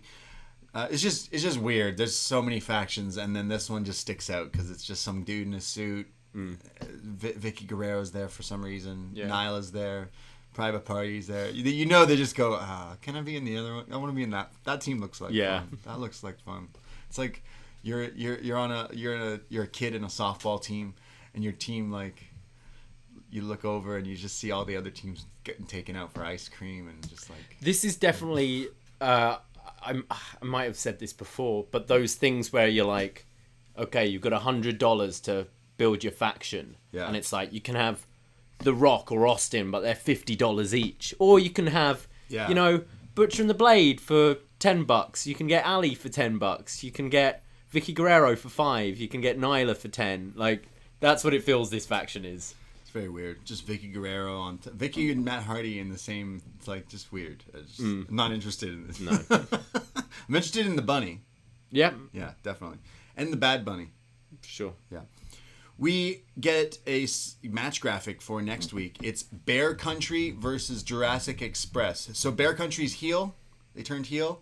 They got this great graphic. I think I called it. You did, yeah. I said that, when's the Godzilla King Kong tie-in going to happen? Well, here it is. And we see the graphics of the Lucha Men, the dinosaur. Jurassic Express. Jurassic Express being Godzilla and Bear Country being King Kong. And then they have this promo where it's Jurassic Express hanging out, and they say it's like Kong and Zilla, and we're going to show who's top of the food chain. And they start talking about Godzilla, and then Marco Stunt kind of looks embarrassed, and he's covering up his arm, and they reveal he got this King Kong tattoo on his arm, and he got the wrong team. Yeah, he's the dinosaur guys. And he got King Kong. Is this a real tattoo? It looked real. It looked real. Yeah, it was way too detailed and stuff, I think, to be... To be fair, I'm not going to make fun of the guy. It looked cool. It's just he didn't have any other tattoos. So he's got some on his back and things. He's got some, but it's just like this Godzilla, King Kong's face on your arm. I'm like, it's a little... Might have been a promotional deal for the movie. Oh, I would get... If that was a promotional deal, like, hey, you get any of these tats for this movie, but they're free. It's just, you got to get Godzilla's face or whatever. I'd be like, fuck yeah, all right. No, this was kind of funny. It was funny. Luchasaurus is like, what the fuck, dude? Yeah, it's like, come on. We're the dinosaurs. We're literally the dinosaurs. Why would you get the gorilla? Why would you do that? Super hyped for that movie. So we go to our main event, and it's Arcade Anarchy, the best friends, going up against Kip and Miro. Love Orange Cassidy and Chucky T coming out to the Pixies. Yeah, it was great. This is cool. Seeing the real music as wrestling themes is something that's just so awesome. And Where Is My Mind is just a banger. Always played this song in high school bands and stuff. So it's just cool to see as a wrestling theme. But it's an Arcade Anarchy, which means what exactly? No rules. Just you can quarters. smash people through The You fake machines. The fake ones. The fake ones. Not the real ones. Not the real ones. So they got some arcade games set up ringside, Mortal Kombat, no Turtles in Time I didn't see, or X-Men. But then they have like the claw machines, the whack-a-mole. Oh yeah. The thing where you get your prizes with the tickets. Yeah, at kind the of like end. a carnival sort Yeah. of So games. that's all set up ringside, and these guys go at it.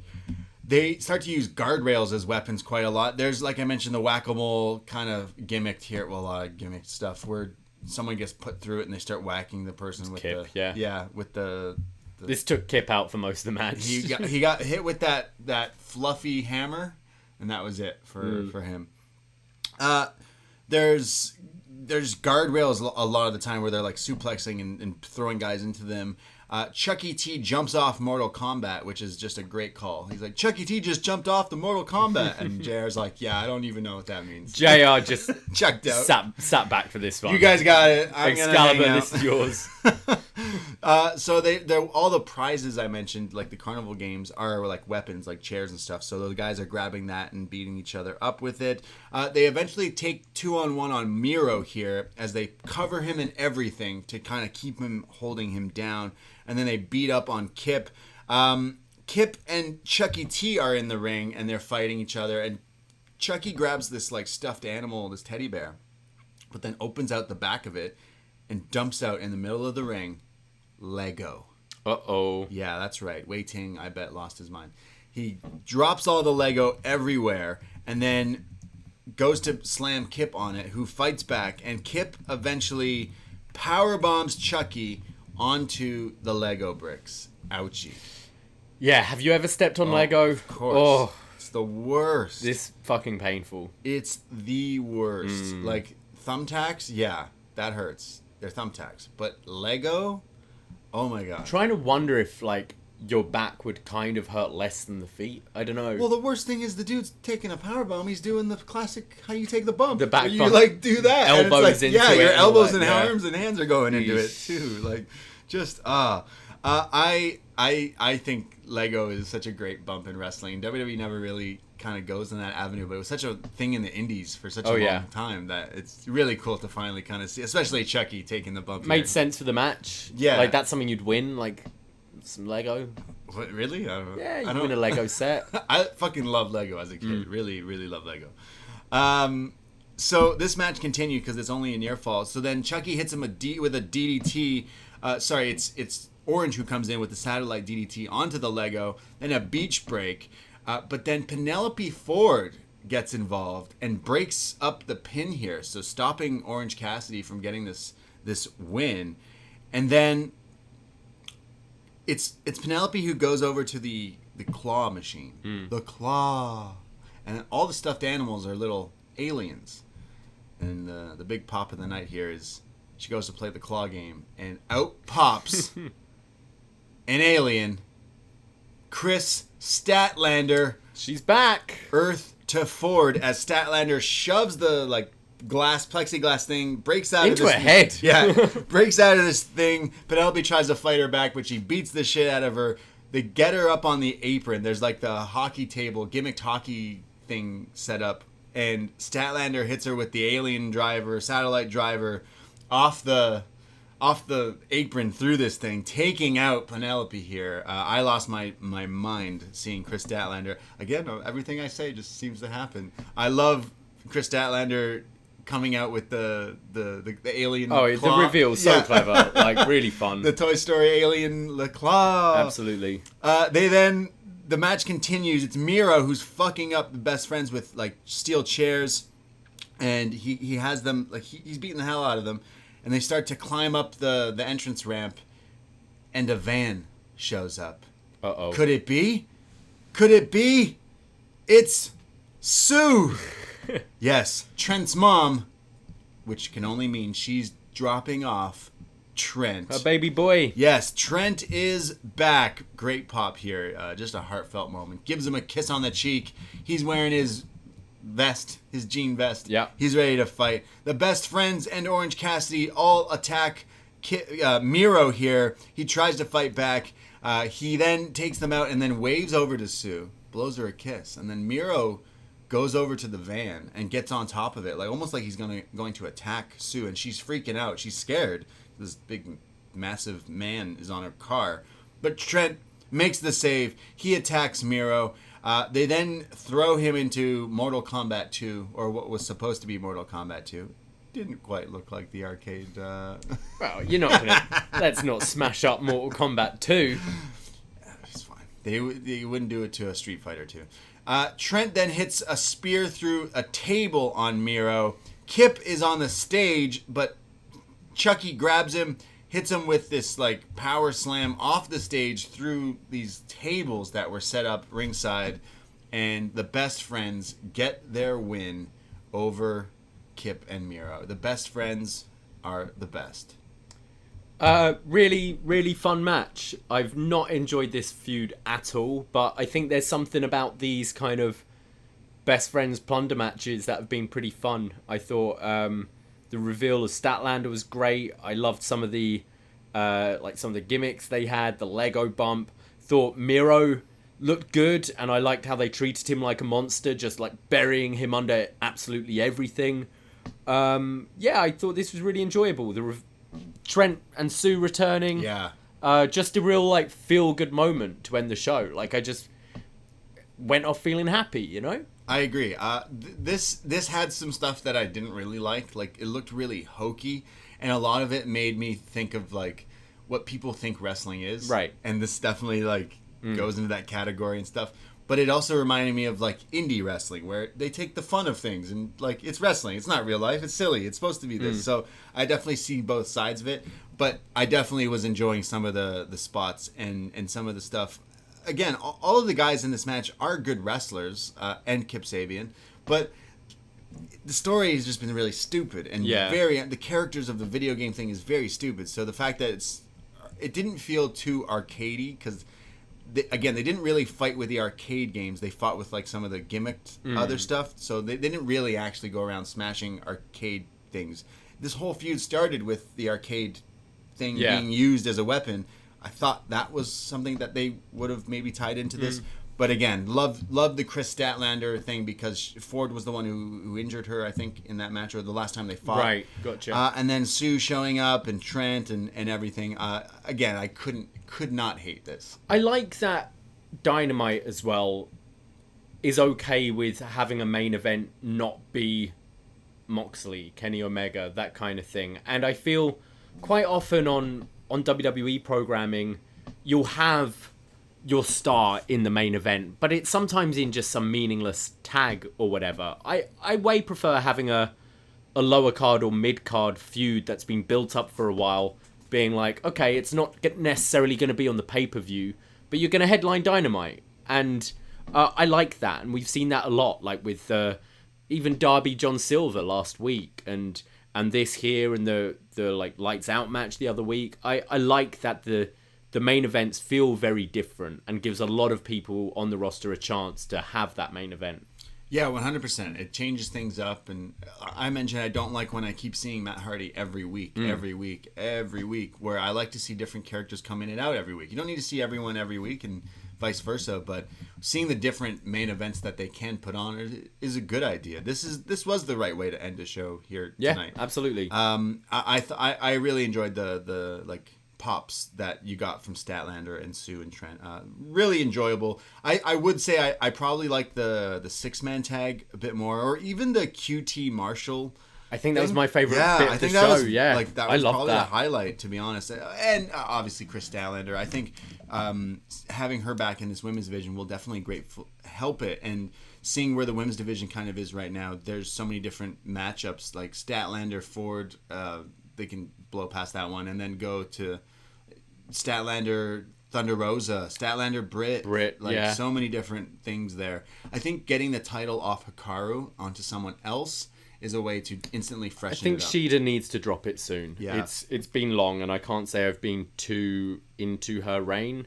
But yeah, I'm with you. I think maybe Double or Nothing it's time to have her drop the title. Overall, I really enjoyed this episode. Yeah, really enjoyable. I really episode. liked it. I thought both NXT and AEW did a good job, but I'd say I preferred AEW last night. Yeah, I really liked NXT with all their promos and hype videos for TakeOver next week, and did the proper thing of leading into the big 2 nights of shows next week for NXT. But I will say a slight edge to AEW this week, they're doing what they regularly do and continue the drive the story, and great wrestling on the show. Some ridiculous stuff, but highlights: seeing Christian wrestle, not missing a beat, QT turning on Cody, and Chris Statlander. Well, that's what we thought. Every week on BDElite, we see what you guys thought. Our patrons get a Zoom link every Thursday so they can call in and give us their opinions on AEW, NXT, the world of wrestling, and whatever they want to talk about. Let's start with Dickie Bird. If you would kindly just unmute yourself, what did you think of AEW this week?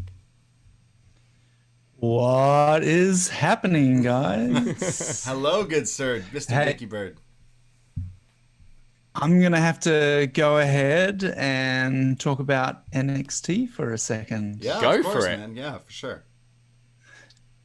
Because, look, I had a wonderful day yesterday. It was a day where I took the day off. It was a Thursday for me here in Australia, and I was kicking off my Easter weekend. So I thought I'd take another day and have a 5-day weekend. But I thought, you know what? I'm going to do the Chris Elliott special. Chris Elliott, as you know, is the people's champ for BDE. What's the Chris Elliott special? Flopping? Yeah, oh, you might find out. But in this particular case, it was the dual screen. It was the watching the AEW and the NXT at the same time, which I have never done. I have never, to be honest, it's actually been 2 years since I watched NXT live. But nevertheless, I put them both on the screen at the same time and I watched them. And look, full disclosure, I'm an AEW mark, so I have a bit of a bias, right? But the reason that I'm talking about this is because there was something particular on that NXT show that took me away from AEW, and that was this Prime Target promo or video pack. Holy moly. And look, for those who know, they know, but this touched me in a certain way, and I took note and I saved some links from YouTube and all that sort of thing. But what's important, the reason I'm bringing this up is because it actually aired during the Kenny Omega Trios match. Okay. And I watched it as, so the dual screen thing is kind of fascinating because you're not really drawn to anything until you are literally drawn to anything. Like your eyes go to something and you're like, oh, what's this? And so obviously the Kenny Omega match starts first, and I'm like, yeah, great, awesome, can't wait for this. And then the Prime Target special starts, and I'm like, oh fuck, what is this? and I start watching that, and I watched that whole thing and I basically missed the bulk of that Kenny Omega match because I was so drawn to that promo, so luckily for me, it finished before the end of that match. But look, I can't say enough about that promo, and I would encourage anybody who maybe isn't an NXT fan to at least go out and seek it out, because from a production standpoint, it was above and beyond. It sort of reminded me of like a Christopher Nolan trailer. The Rain. It's The Rain. It's The Rain. It's the big titles as well. It's like the big title, Adam Cole's name, as like big metallic titles coming on, and it's like, fuck yeah, let's do this. So, but that was NXT. I'll just chat a couple of things about AEW. I thought the MJF and Inner Circle thing was just awesome. Like I giddy with excitement because, you know, they did the thing. They're like, yeah, hey, we're doing this thing, and as soon as you open, I'm even just laughing just thinking about it. But as soon as he opens the door and the bathroom door, and there's Jericho and his cronies in there, like it was something out of Scooby Doo. Yeah. Yeah, said it well. Yeah, and I laughed. I thought it was hilarious. But as soon as they tried to escape, and then Hager's on the other side, like it kind of got real, and it was like, shit, this is a fucking ambush going on here. You know? Yeah. And it was like, What did they expect? They know where their locker room is. Yeah, they know That's their exactly where they locker are. room. But it was the humor of like closing the door on Jericho, like seeing them and nope. yes, exactly. It was just like, oh, if I close this door, then they don't exist anymore. Yeah. And then of course they open the next door, and it's like, oh shit, yeah, it's still happening. But big shout out to Sammy Guevara and Double S, Sean Spears. Big door slam on the head reminded me of Kill Bill Volume 1 with you know, with oh fuck, what's his name? The Bill.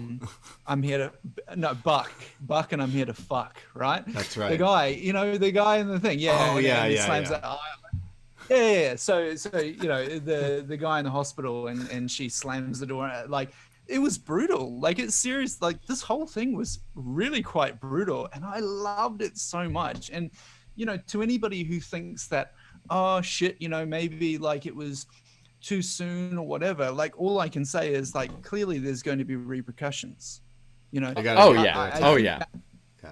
But I think back to like WWE, if it was like Retribution or something, right, and it was like a couple of weeks after they debuted and like some other faction came in and laid them out, it'd be like, oh, they're buried or whatever. And I, maybe it's just because it's AEW that I just thought to myself, it's like, no man, this is just the start, you know. This is just, you know that the Pinnacle's coming back with something. Yeah. And, you know, I think that it's building to a blood and guts match at Double or Nothing, you know, because they've been so keen to do that match. And, you know, whether they have fans or not, I think they just want to get it out of the way. And then the last thing that I'll talk about just quickly, Dickie, we've got other people on the line. Yeah. The last thing is just the main event.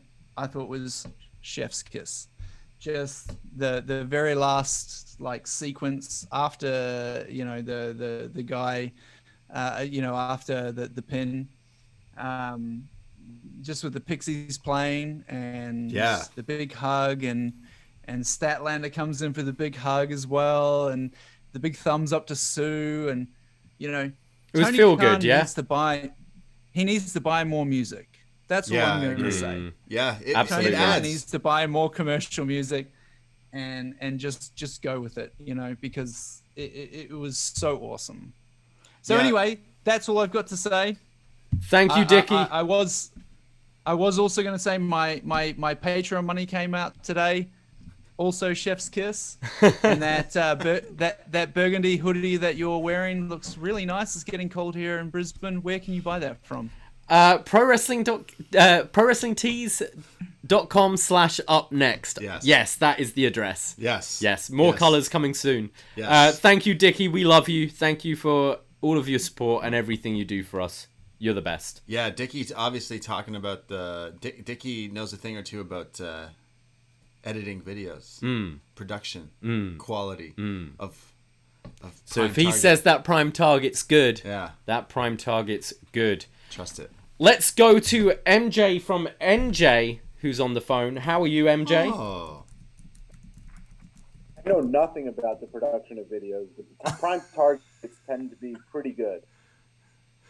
Yeah, they are. Absolutely. Yeah, the full version apparently coming out later this week. So MJ, who's a huge AEW fan, I know, clearly loved NXT more than AEW. I didn't see NXT. I actually didn't see AEW until very late last night, so I don't know what's been said on like the post show. But I've been listening to you guys, and it was a great show. I think we're headed towards like a blood and guts pay-per-view style where we get 3 or 4 of these faction warfare type matches because there's just too many of them, and it's like getting very, very, to me, obvious that that's where this all has to blow off. Like, I know you could do one Stadium Stampede with maybe like the Pinnacle or the Inner Circle, but like you have all of these groups now that have feuds with other groups. Why not do something big?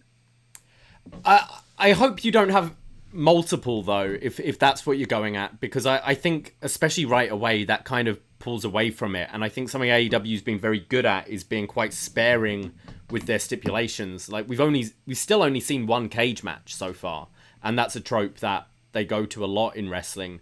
So I kind of don't want to see multiple blood and guts matches between all these factions, but yeah, I know they said they were going to wait till fans until they do it, and they wanted to do it in, was it Long Island or New Jersey or something? So I don't know, maybe they'll change their mind. I'm still kind of feeling maybe a Stadium Stampede. Or you ever seen Anchorman? Yes. When all the news channels have this big out brawl? Yeah. Channel 4 News, Spanish News, all that's what it's going to be. You're going to have your gang. It's a cinemat style Stadium Stampede. It's a big open field, right? It's a football field. You have all the teams. So you've got like all 6 factions. And then last faction standing runs AEW. QT. And QT wins. Yeah. Got it. QT's going to be the guy with the grenade. Ah! MJ, go for Brayden, it. did you read my notes, sir? Did I read your note? Read my notes, because that was my other idea. That just like a multi-faction Stadium Stampede thing? What would you have on the rest of the show? It's either like a war game style night where you have multiple war games, you have multiple of those, or you do one big cinematic, like, hey, we're doing this all Stadium Stampede with all the factions instead of just 2. And it could be a total cinematic event, like just a one-night special. Sign me up. That's what I want. Sweet. And then like the following week, they'll be like, that escalated quickly. I say sign me up for. You okay? That escalated quickly. Yeah, no, I think I'm on delay from you guys. Oh, okay. Yeah, that makes sense. Well, yeah. Well, what else did you have to say? Everyone stole my other points. Shout out Dickie about the music. They should just keep buying the rights to music, because when you go to a live event now, like you're going to be jamming out to that Orange Cassidy entrance. You're going to have Judas still. You're going to have the Jungle Boy theme. Like, I would just buy Everybody Get an Entrance song. Like, that's catchy for the crowd. And you turn those into like little concert things. I mean, the entrances are the best part anyway of live events. I don't disagree. But, yeah, fun. I'm on like a bad guys, so I'm hanging up. All right, Well, thank you, MJ. Nice to hear from you. Yeah, we miss you, buddy. We hope you're doing well down there. If I was MJ, I'd be going to AEW. That dark show they're doing, house always wins. It's like only They love casinos, don't they? Yeah, fuck it. Tony Khan makes a lot of money. Okay, it's true. Let's go to future BDE champion Chris Elliott. How are you, Chris? Yeah, future. I'm alright, guys. How are you? We're good. We're good. What about you, man? Are you training? Are you chasing chickens? Are you hitting the gym? What are you doing in preparation for the biggest moment of your life? Watching ungodly amounts of wrestling. Yeah, us too. First things first, that idea of a multi-team stampede sounds fucking awesome. Book it. Yes. I would say the match of the night last night for me was the main event on AEW. Thoroughly enjoyed it, and the surprises of Statlander and Trent coming back were really good. And as both Dickie and MJ both said, it made for a nice ending to the show. And again, also check out everybody else's thoughts. A prime target from last night was brilliant. I was the same as Dickie, as he said, doing the Chris Elliott special, and I was drawn in by the promo. It was awesome. I also wanted to say quickly, seeing as Dickie took so much time earlier, The Future feud. Yeah, there, you're setting up your future challenges there, Chris. I was gonna, my first title defense. It'll be a non-title grudge match. Dickie's got to beat you to get a title shot. Sorry, Chris. Continue. That's all right. The with the Pinnacle Inner Circle thing. I thought initially it might be too soon to bring back the Inner Circle. I might have left it another couple of weeks just to sell how badly the beatdown was, but once they got into it, it was great. I know, Davey, you were questioning whether Dax bladed or whether it was Hardway. Just remember that the FTR were the team who bladed a hand during the match against the Bucks. So who knows what they're capable of with that kind of thing. And I know you guys didn't mention it, but when Jericho threw MJF as he was about to throw MJF into the Pepsi machine, he whispers to MJF, "The worst is yet to come," which is a throwback to the Shawn Michaels angle when he threw him into the Jeritron. Oh, okay. Oh, nice catch. Awesome. Yeah, true. Good one. Wow. Which Is that what I'm gonna have to do to you? Am I gonna have to throw you into a Pepsi machine, to a Coke machine? Because I'll tell you right now, Chris, up next Mania, my face is too pretty to blade. So, buddy, that means you're gonna have to do it. At Halloween Havoc, you dressed up as Cactus Jack with fake blood all over your face. This time it's gonna be real. Oh. Hard way.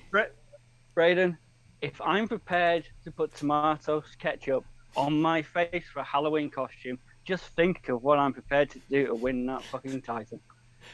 Please don't blade on Up Next Mania, Chris. Please no blading. Yeah, that's fucked We're all up. having fun here, but please. All right, thank you, Chris. You Lovely better to hear fucking from blade. you. That's the only way you're walking out champion. I'm And going down swinging. thank you, Chris. Chris. Take I'll see you care. at Mania. And finally, we're gonna go to Luxurious Flavor. Liam, how are you doing? I've come to warn you, chaps. I've come to warn, especially Braden, for the horror that he is in for next week against my hero, Chris Elliott. I don't even know who you are. Chris Elliott has been in camp and will continue to be in camp with the Salon boys. And I can tell you that the view from the Salon looks absolutely terrible for you, Bray. You from the You don't salon? need to know Yeah. who I am. You don't need to know who I am. You just need to know who Chris is. And don't be fooled by his nice guy demeanor. He will get as tanked as Dickie is tonight already. And he will come straight for you. And it is coming up next Mania. Is going to be the worst night of your life. My hero, Chris Elliott, will beat COVID, will win the Rumble, and will beat you, Braden. And then we can have a beer after and we'll chill and have a good time. But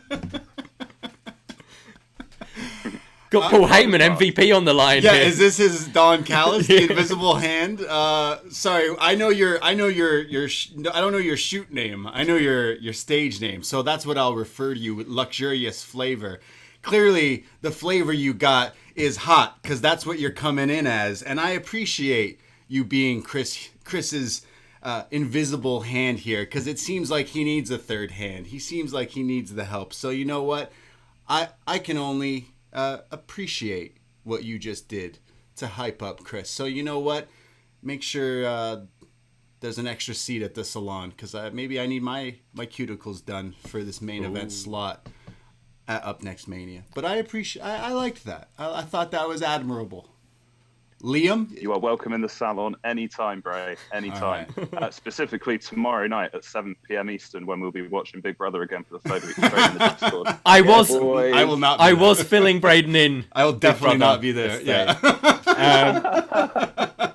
Have a great Easter, guys. Have a great week. You too. Yeah, I'm in love with wrestling again. Thank you, AEW. Nice one, chaps. Awesome. Thank you. Take care. Thank you, Bye. Luxurious. It's nice. He's Luxurious Flavor is always in the Twitch chats, and I have not yet got to hear him or talk to him. Yeah, so. he's been on our watch along sometimes on Yeah. a Friday night when we're watching SmackDown and stuff. And all those guys who just called in tonight are very active on the Discord. Quite often, as I just said, doing another hangout tomorrow at 7. So do check out the Discord. Go to postwrestling.com, click that button that says Discord, and join in the community. Yeah, thanks to all our patrons who support us. And again, we'll be moving BDElite to Wednesday nights live after AEW, but we think we'll keep the calls on this show as well. So any patrons to our Patreon will be able to call in. So all those guys are our regulars, and I love all our patrons and all our listeners here. So thank you guys for all the calls there. Even Dickie Bird with his hour-long rant on Prime Target. Love it. Yeah, love it.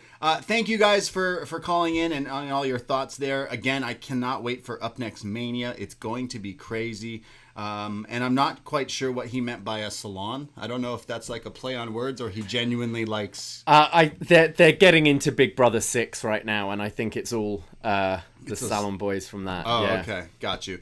Well, thank you guys for listening to us here talk about AEW Dynamite. We'll continue to do it going forward. I believe next week we will still do... Next week is the last Thursday one. Yes, same time next week. So Thursday, hang out with us before we do a whole takeover watch along night later in the night. So all the shows we mentioned, we have so many things coming up for WrestleMania weekend. Double WrestleMania watch alongs, a WrestleMania Night 2 post show, both watch alongs for takeover and post shows, and AEW Dynamite will be covering next week as well. So all the stuff. And of course, Patreon. Sign up now, beginning of the month, only $5 gets you access to all the podcasts that we do, and it really, really helps us out. It really does. Absolutely. Thank you again. Do check out the Twitter at Up Next Podcast. Have a look at everything we got coming up. So much. You can follow me at Davey Portman. And I myself, Braden Harrington, you can find me at the Brady. And we'll be back with so many more podcasts. Just later today. Doink the Clown. fuck. Best match ever. We'll Right. see you then, guys. Take care. Goodbye. Be safe. And April Fools. Ahoy!